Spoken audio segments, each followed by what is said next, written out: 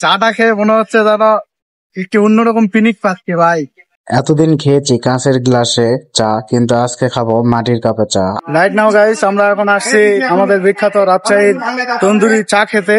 তো আপনাদেরকে সেটি রিভিউ করার চেষ্টা করতেছি, তো চলুন শুরু করা যাক। চায়ের দোকানটি হচ্ছে তালাইমারির মোড়ে, একদম প্রবেশ করতেই সঙ্গেই দেখতে পারবেন এখানে তন্দুরি চা স্টল, যা যেটি মামা আমাকে বললো আর কি, তার দোকান তন্দুরি। আসলে চাটি দেখে আমি খুবই অবাক হয়ে গেলাম, আসলে কখনো এভাবে চা খাওয়া হয় নাই, আজকেই প্রথম। এর আগে খাইছিলাম শাহগোলার চা, কিন্তু তার থেকে দেখতেছি ইনার পদ্ধতি একদম আলাদা, যার কারণে আজকে টেস্ট করব এবং আপনাদের সেটি শেয়ার করব। আপনারা এখানে এসে দেখতে পারবেন বিভিন্ন রকমের চা, তো আপনাদের যেটি চয়েস হয় সেটি নিয়ে নেবেন। আসলে এখানে অনেকগুলি চা আছে, যেটি আপনারা দেখতেই পাচ্ছেন। তো মামা এখানে কাজের প্রতি মনোযোগ, যার কারণে আমাদেরকে দেখে অর্ডার দিতে বললো।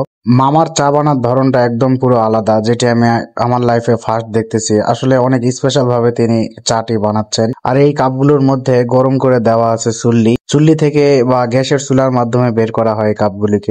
এতদিন খেয়েছি কাঁচের গ্লাসে চা, কিন্তু আজকে খাবো মাটির কাপে চা। আসলে এটি সত্যি খুব অসাধারণ। আর দেখতে পাচ্ছেন মাটির কাপটি একদম পুরো লাল হয়ে আছে, কারণ এখানে গ্যাসের মাধ্যমে হিট দিয়ে চাগুলিকে এভাবে বলক দিয়ে নেওয়া হচ্ছে বা জ্বালিয়ে নেওয়া হচ্ছে, যেটিকে বলেন আপনারা আর কি। তো এভাবেই চা তৈরি করতেছে আমাদের মামা, খুব যত্ন সহকারে এবং মনোযোগ দিয়ে। আগুনের মধ্যে ছিল নাকি? গ্যাসে গ্যাসে। আরে এইগুলা কাপ তো ওয়ান টাইম নাকি? যেগুলা খাবেন চা ওগুলা ওয়ান টাইম। আমি ভাবলাম এই কাপগুলো যেহেতু অনেকগুলো আছে, যার কারণে মামাকে প্রশ্ন করছিলাম যে কাপগুলো কি ওয়ান টাইম নাকি। তিনি বললেন যে হ্যাঁ, এগুলো কাপ ওয়ান টাইম, একবার খেয়ে ফেলে দিতে হয়। কারণ বাজারে অনেক অসাধু ব্যবসায়ী আছে যারা এক কাপ বারবার ইউজ করে। আসলে এটি খুব অস্বস্তিকর, কিন্তু এখানকার পরিবেশ একদম আলাদা, যেটি আমার কাছে অনেক ভালো লেগেছে। আপনারা এখানে আসতে পারেন এবং ট্রাই করতে পারেন। এখানে মামা যে চাটি বানাচ্ছেন এটি হচ্ছে শাহী চা নামে পরিচিত, মামা যেটি বললো আমাকে আর কি। তো এখানে অনেক অর্ডার আসছে, যার কারণে মামা সে অর্ডার গুলো দিয়ে দিচ্ছেন।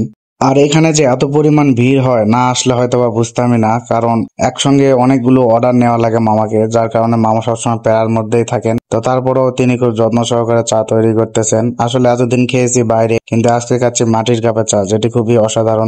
মামার হাতে ধরা কেটলি এবং চা বানানোর ধরন দেখে সবাই খুবই অবাক হয়ে যাবেন, আর তার জিনিসপাতি দেখে তো আমি ফিদা একদম।